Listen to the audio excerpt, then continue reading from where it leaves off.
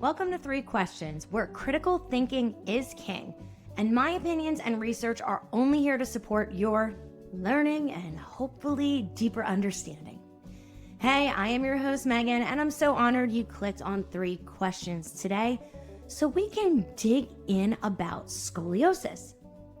Now, right off the bat, there are different levels of scoliosis, some much more severe, some super subtle. But what I want you guys to think about today is not just those severe cases. Sometimes just slight spinal deviation, whether it's deemed scoliosis or not, can really inhibit our balance systems and overall how we move. So just so we're on the same page about scoliosis is usually diagnosed, in those teen years. I don't know if you guys remember, I don't know if they still do this, but in gym class, we'd all take off our shirt, bend over, and the gym teacher would look at our spine and say, good, you go to the nurse, you're a mess, call your parents, which was, think about being, I don't know what it's like to be a teenage boy, but as a teenage girl, ugh, all right, that was like so awful. And because of that, I just want to just put ourselves in the shoes of that teenage girl or boy who is singled out, is told something's wrong with them when they think they're fine. And back when I was younger, I actually had a cousin that had to be fully braced throughout her high school years. And just right now, I want all of us to imagine what it feels like to be in a straitjacket. Or, put yourself in the tightest bra and underwear and clothes you could possibly imagine. So just from a sensory perspective, guys, imagine what that feels like. And if you're like, Meg, I don't have to imagine, I lived it. Well, I am sorry you had to go through that. And maybe at the end of this podcast, you'll find some solutions or find a question that helps you dig into a way to, I don't want to say fix, but adjust your brain and body so that the rest of your life you can move with more freedom and hopefully less pain. All right. Now, scoliosis is often idiopathic. That's my least favorite word, which means no known cause. All right. Now, what's super interesting about scoliosis is the spinal curvature seems to avoid the organs, which is super important. I know we're all so interested about movement in our muscles, but organs are pretty damn important. Now, the other scoliosis that I see a lot of in my studio is a more functional scoliosis, something that it can occur due to an injury or neurological condition like foot drop. So if you have what I call a hitch in your giddy up, any sort of problem walking, maybe you sprained an ankle and you start walking differently. Well, the rest of the body has to adjust. And if it becomes habitual, that becomes your new pattern. And our spine, just like every other part of our body, will adapt to that. Now, I am not giving either one diagnosis of scoliosis, hierarchy of which is worse. They both can be really jarring to the nervous system and movement. So again, these podcasts aren't a lecture about scoliosis, but I just wanted to drop those little tidbits so we can dig into our three questions. All right. Question number 1. Can you move your head? Question number 2. Can you breathe? And question number 3. Is stretching or the exercises you're doing translating into sitting or walking? Now, these 3 questions are critical to me and can unlock some untapped areas or maybe kind of reinforce what you're already doing that's working. So let's dig into question number 1. Can you move your head? That seems so simple, doesn't it? I mean, right now, everybody move your head. So let's all tilt our head back, tilt our head forward. Let's turn it to the right. Turn it to the left. Maybe do a combination of both. Tilt it back and to the right. Tilt it back and to the left. Maybe down and to the right and down into the left. What do you notice? They're all not going to feel great, my friends. Were there any that you're like, what the hell? Feels weird. Maybe it feels limited. Or does it feel like you're moving so much you're about to have like an exorcism, when her head spins around? So what I want you to do right now is, which head direction felt the easiest? To me, it's to the left. So I want everybody to take their fingers and touch the back of your neck. And don't do anything with it, just touch it. And I want you to turn your head to the left. Maybe do that 2 times. And now turn your head in the direction that felt sticky as hell. Do you notice anything different? Well, when I turn my head to the right, it feels like my jaw is just jamming into my hand. And it almost feels like my head is shifting more than rotating. Okay? You might have a range of motion that you physically can't do. Now, I'm not going to get into corrections right now, but what I want to do is translate this to your vestibular system. Okay, stay with me for a sec. Our vestibular system is 3 semicircular canals in our inner ear. Total change of subject real quick. Nothing grosses me out than like fluid, like stagnant fluid. So the vestibular system in those 3 semicircular canals, I promise I had a point with that stagnant water thing. We have inside those semicircular canals, tiny little hairs. And then there's fluid in the inner ear. So when we move our head, that fluid moves along the semicircular canals, just kind of tickles that hair. Ew, I didn't like how that sounded. And it gives the brain sensory information about where our head is in space. So when we tilt our head to the right, that semicircular canal is going to give the brain information and say, we've moved our head to the right. In a perfect situation, proprioception will say, yes, that is correct. I feel the muscles contracting and lengthening as we turn our head to the left or tilt it to the right, whatever I'm saying. And our visual system will either go, yes, I see that. I am able to keep my eyes fixed on a point. Or your eyes might move in the direction of your head is turning. So our 3 neurological systems that determine balance kind of go yes, and yes. Now, I don't live in a perfect world. So let's start with the vestibular system. A lot of people get diagnosed with vestibular dysfunction or hypoactive vestibular system. Oh dear, that sounds terrible, doesn't it? But let's think about this, guys. If you cannot turn your head to the right or tilt your head back and turn it to the right, the fluid in your inner ear is never going to move in that direction. Your brain's never going to get information about that direction. Sensory information.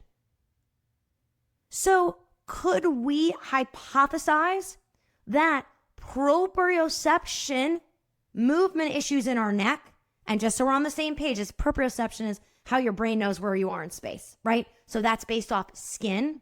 So like skin glide, skin pressure, how much the skin is moving or not moving, our tendons, our muscles, fascia, that all gives the brain proprioceptive information, okay? So say we can't move to the right, that vestibular system is never going to really be activated or giving information. So we're blaming the vestibular system, but it's like, I've never even had an opportunity to work. Okay? Please know I am not diagnosing you with proprioception or vestibular issues. I am asking you a question.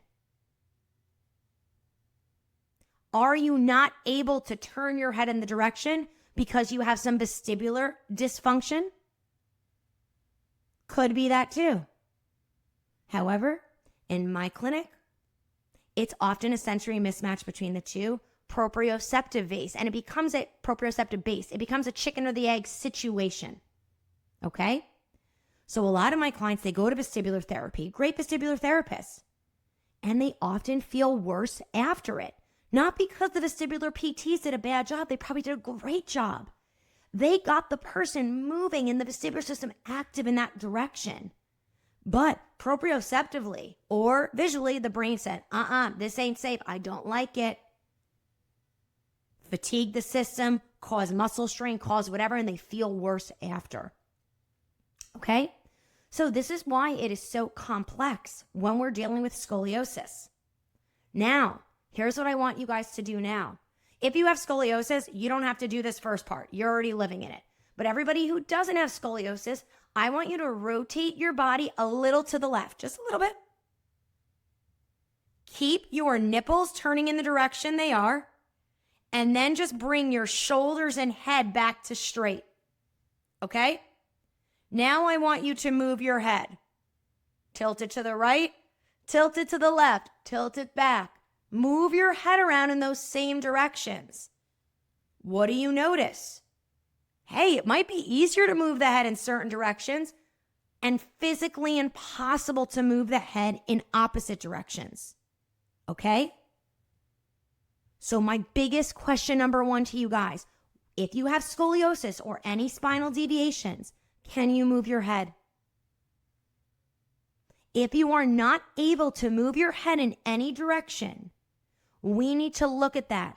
We need to look at the vestibular, the visual component, and the proprioceptive component. Okay? I'm going to give you a little teaser right now. Get your spine twisted. Scoliosis people, you're already twisted. You fine. Scoliosis people, I want you to be pinned straight. Make yourself perfectly straight. Okay? Excuse me. Now, tilt your head in that sticky direction again. Okay? Now, close your eyes and move the head in that sticky direction. Hold it. Rest. Let's regroup. I cannot see you guys. If you're watching on YouTube, you can see me move, but most of you are not watching me on YouTube, so you can't. So I twisted my chest to the left and brought my shoulders and head back center. I gave myself kind of a forced spinal curvature. I created tension in my spine. I cannot physically, without pain, tilt my head back into the right. When I close my eyes, I can almost double my range of motion. So, if your range of motion improved when your eyes are closed, it's not a vestibular problem. I just moved my head, I'm fine. It was a visual problem. My visual system is interfering here.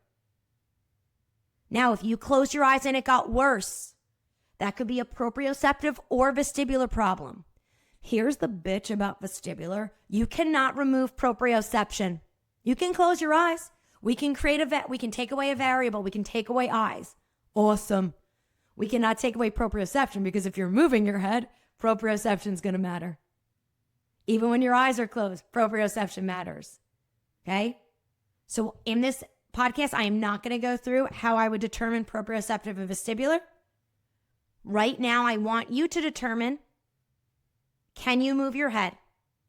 Can you move your head better when your eyes are closed?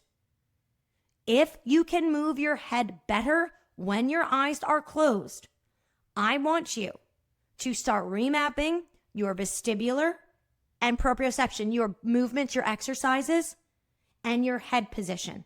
So being very specific about your head position and your movements with your eyes closed. Then, once those systems are strong and integrated, we want to bring visual back into it. I would also possibly suggest find yourself someone who understands eye exercises, whether they're a neurostudio teacher. Z Health teachers are also very educated on the visual system to help you open up and improve your visual field.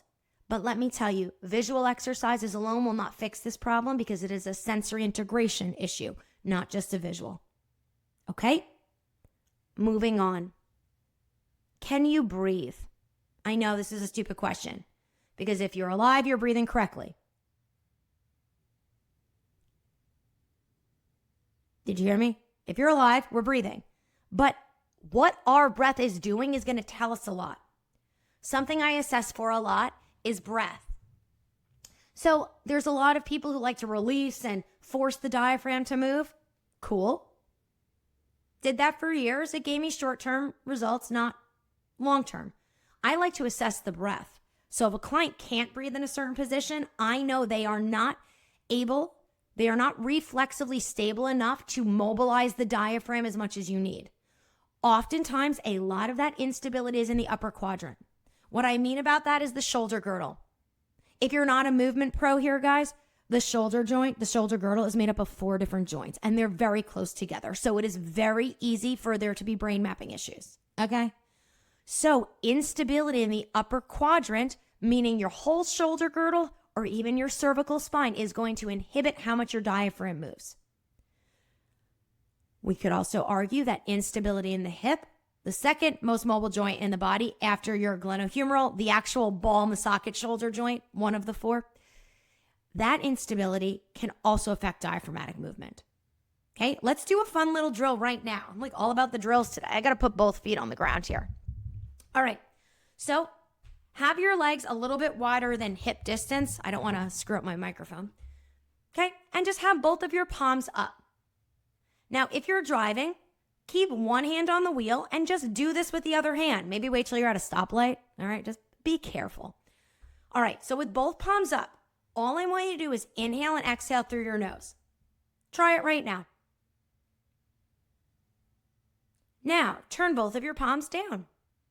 Inhale and exhale through your nose. Now turn just your right palm up. You guessed it, inhale and exhale through your nose. And then switch left palm up, right palm down. And inhale and exhale through your nose. Which was the stickiest? Which one was the best? And this always makes me laugh.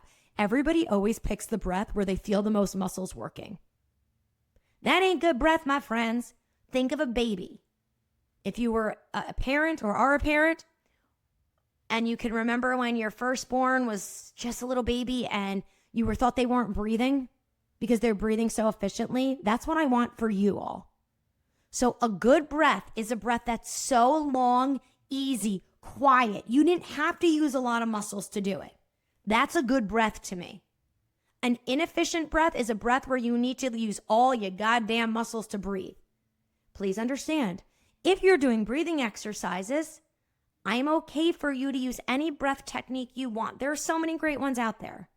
But what I would love you to do first is assess your body position and spine to make sure that your diaphragm is moving with ease and isn't already in tension. Now, my Scoliosis people, we just moved your limbs. So if your breath improved when we just changed the configuration of your arms, that's kind of awesome. Okay? So in my clinic, I would probably start with joint differentiation and not moving your spine. It's telling me that your scoliosis isn't interfering enough that we can't change our quadrants. I know that was a lot of technical. It was a little vague. Let me clarify, please. So there's 2 things I look at scoliosis, is the spine and the quadrants. Okay? So our shoulder joint, that ball in the socket, the one of the 4, and our hip joint are the most mobile joints in the body. And nobody's really using them. I mean, we're using them, but we're confusing them with a lot of other joints, yes? So I always like to clear up those first with my Scoli clients, because the more you can move those joints, the less mishigas, kind of, it's a Yiddish word for shit, garbage. My nanny used to say, everybody has their own mishigas, which everybody has their own problems. We want to make the spine have to do less and relax. Now, if you have scoliosis and you did that quick little breath assessment and it made no difference, well, that would tell me that your spine is a disruptor to your quadrants. And we really need to address and find what I call spinal slack first. Okay, so if you're a practitioner, maybe you try that assessment with your clients. I would do it both seating and standing. Now, listen for breath sounds. Quieter is better. Longer, easy. Okay? They might pick the one they feel the most muscle activation. Why? Because they're finally feeling sensation. And that does not suck. Okay? So, I'm going to bring head movement and breath together. Because yes, when you have scoliosis, your head position is definitely going to affect your breath. I'm going to get a bit technical for a moment, but I think it's very important. And I like, whether you're a movement pro or not, I like to educate my clients. And there is research for scoliosis that home exercise program is critical. I mean, it's critical for everybody. But if you have scoliosis and don't have awareness or aren't feeling the benefits of your exercises, you're not going to do them.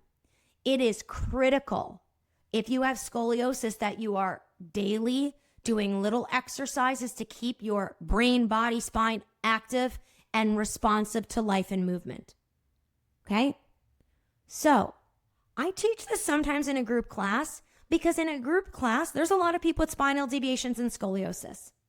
I'm going to do it with you guys here today. Now, please, if you can't do this right now, just listen.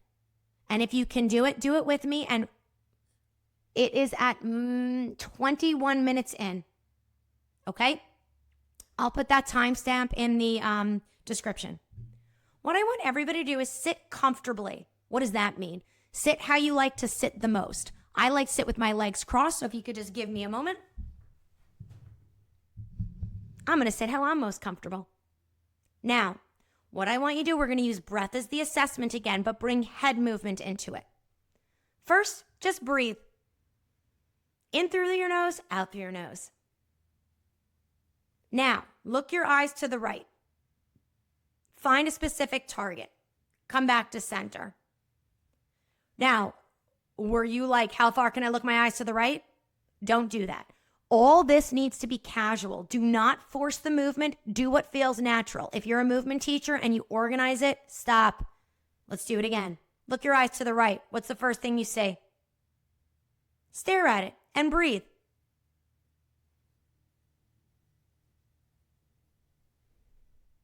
Bring your eyes back to center. Bring your eyes back to the right. You should be looking at the same target. Now I want you to keep looking at that target and just turn your head so your nose, eyes, and tongue are staring directly at your visual target. And breathe there. Now, keep your head and eyes looking at the target and just kind of rotate your body slightly towards the target and breathe there. Come back to center. Let's do it to the other side. Look your eyes to the left and back to center. Let's do eyes only to the left. What do you see? Breathe there. Now just turn your head in the direction your eyes are looking. So what you're looking at should be in the center of your visual field. And breathe there. Good. Keep your head and eyes. And then just rotate your body a little. So kind of, you're facing that visual target. And breathe there. And come back to center. Was there a position that your breath felt the easiest? If you could not find it, I want you to do this standing up. Position matters. Seated is going to interfere with pelvis moving around the legs. But this is a great assessment, my friends. And also, my Scoli clients sit down. So we need to know. So again, all we did was we tracked our eyes in a specific direction. Then we just turned our head. Then we turned our body. Now, your natural movements is where your spine can actually move from. And what I'm looking for here, guys, is not more tension in the spine, is slack. Let's think about our nervous system. If you bent down and you feel a giant stretch in your hamstrings, can your body move any further? It's not a trick question. No, because your brain says, oh, this is the end. We can't go anymore. Okay? If you create slack at your hamstrings or change your spinal position, you can probably go down further. So when our nervous system feels a red light, it stops. It's going to stop breath. It's going to stop movement. It's going to stop everything. So that was a quick little assessment to see, do you need to open up your visual field? Do you need to adjust your head position? Or do you need more rotation at your lumbar spine or at your thoracic lumbar juncture, wherever you rotated from? Because in order to move our limbs efficiently and our spine, we need to have slack through our system. Which brings us to question 3. Is stretching or your exercises translating into sitting or walking? Now, why does this matter? I don't care if my clients are good at the gym. I want them to be good at moving through life. And 2 things everybody does if they are able to. Not everybody has the luxury of walking. Something we take for granted. It's the gift all my clients give to me. Yeah. Is I don't destroy my body anymore with workouts. I appreciate every step I take because I work with people that was all taken from them. Some people after a stroke, it was taken immediately. Some people, it's been a progressive change. So I'm not trying to shame you into appreciating walking, but you should. Okay? So all these assessments we just did, all the exercises, how does this translate for your client to when they're sitting or they're standing? So if your client can't really breathe when they're sitting, we need to assess where their pelvis is stuck around their legs. Stop trying to micromanage their spine. It's already doing the most. Work on getting your pelvis to move around your legs more. And you know what's super hard when you have scoliosis? Awareness of spinal movement. That's why you might see me in exercise having clients touch their pelvis and their ribs and then do a hip hinge. Why I'm touching specific spots on the body is I'm trying to bring sensory awareness to spinal movement. So if I touch my ribs and pelvis, I can't move my lumbar spine. I mean, I can, but I'll feel the distance or the pressure change. So when you're trying to work pelvis around the legs, you need to give your clients with scoliosis specific sensory cues, and there better be awareness. What do I mean? I don't just want them to feel their hand. I want them to be like, oh shit, I can feel that. Now, something people don't like to recognize in scoliosis, we talk about the convexity and the concavities. Okay, so convex, concave. Oh, you all can't see me. I'm making a specific thing with my hand, kind of a U. So the concavity, convexity would be the top of the mountain, and concavity is kind of the U. Now, at those apex, there is a lot of pressure and tension there. That's kind of where the spine is making the turn, but it might not be the most mobile section of the spine. So sometimes we can give awareness in big chunks, and other times we need to get awareness at the specific vertebral segment that's moving the most. So practitioners, touch your client's spine when they're moving, when they're reaching their arms or trying to lengthen their body, a cue that's used in Pilates all the time. What is happening at their spine? What vertebrae is shifting? Where is it going? Touch their spine. Even if you think it's not moving, it is. Do not tell me you have x-ray vision. That's my least, when Pilates teachers say that to me, it makes me want my blood to boil. Yes, I know we're all good at looking at alignment, but you do not have x-ray vision. You don't see the micro movements that are happening, okay? Sometimes you can't even feel them. Get good at feeling them. Get good at feeling the subtleties. It is crucial. Now, if you have scoliosis, touch any spot on your back you can reach right now. And I want you to shift your ribs right to left. Does the spot you're touching feel like it's moving, or does it feel like it's being dragged? Maybe touch a different spot. Shift right to left. Does that spot feel like it's moving, or does it feel like it's being dragged? And if you know what I mean, touch those spots when you're moving other parts. And if you don't know what I mean, find someone who can help you. Have them touch your back. This is critical.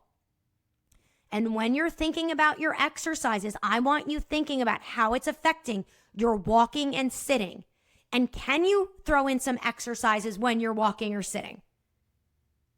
Every so often, I have a little bit of spinal curvature in my lumbar spine. I broke my left foot in college. It created a little bit of non-neurological foot drop. But because of that, my spine had to move more because my foot, ankle, knee, and hip were moving less on that side. I wasn't accepting weight.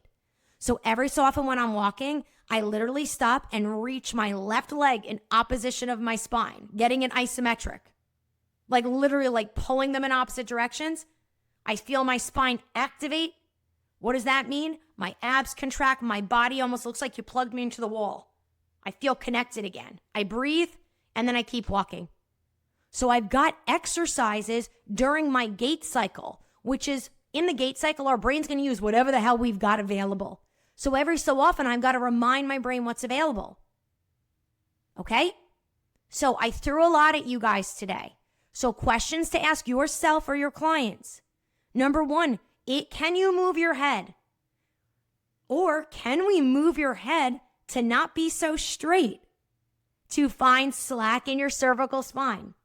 Something people don't realize, there's this thing called a writing reflex, which your brain always wants your eyes to be in a kind of a straight line to see things clearly. A writing reflex is usually based off the vestibular system, is going to tell you when your head is straight. But when you have scoliosis, it actually interferes with that writing reflex. So what happens is your body tilts your head so your eyes are seeing things straight. So if your eyes were a disruptor, like we tested earlier, that is probably what's you're using to make your head straight and not using your vestibular system. Hence, go back to closing the eyes. Help. Get your Pilates teacher, your PT, your OT, whoever you're working with, to help your writing reflex happen. Okay? This is critical. Use all these head and body movements. We changed eye position, head position, spinal position, and we use breath to test today. So are you able to breathe? And when you're doing your exercises, guys, with scoliosis, I want you to think, if you can't breathe naturally here, change the position. Move your eyes, move your head, move your spine. Find the position you can breathe in. So if you're doing just like leg lifts or leg presses or single leg stretch or so any exercise, right? Make sure you can breathe normally there. If you can't even breathe normally there, your nervous system is already aggravated. Your diaphragm is not mobilizing as much as it should. So we need to check that first, because the diaphragm not being able to move is a huge threat to the brain. We want to clear big threats first. My biggest threats are the four most mobile joints in the body and the diaphragm. Always looking at those. Okay? And last but not least, is your stretching routine or your exercises translating into sitting or standing?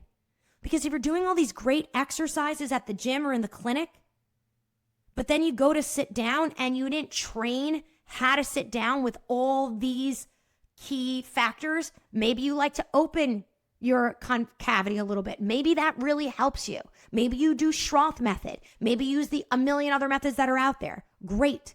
But can you do that in a seated position? Can you breathe in a seated position? Can your pelvis move around your damn legs in a seated position without over mobilizing your lumbar spine? And I'm going to tell you a secret. It can't. Nobody's can. So if you have scoliosis, learn how to move your pelvis around your leg without changing your spine. It will change your damn life. I promise. And like every human, if you're a human being listening to this podcast, get your pelvis move around your legs without shifting at your ankles and without shifting your spine. It will change your goddamn world. You're welcome. Also, don't be sneaky with the cervical spine. I'm the queen of that. I get my lumbar spine to be still, and that's in air quotes, and my cervical spine's doing crazy shit. Okay? I went 3 minutes over. I apologize. I could talk about scoliosis for days. I actually have a Neuro Studio workshop on scoliosis where we look at the neuro applications of scoliosis. We look at the visual system, the vestibular system, and how to correct the writing reflex and other reflexes in scoliosis. If you're a movement professional and have done other scoliosis trainings, I highly recommend checking that out and reaching out to me about that. Because yes, it is about proprioception and movement, and I love all those techniques. I have no notes for those techniques other than you need to work the other neurological systems, the visual and vestibular, and integrate that with the proprioceptive change. If you can do that, oh my God, you will have a line out your door, because you will be making people feel so good. I don't even know what to tell you. And if you have scoliosis and you're listening to this, stop settling for okay. There's more for you. Figure out what it means to create spinal slack. Some of my level 3 neurostudio teachers are very gifted in working with scoliosis.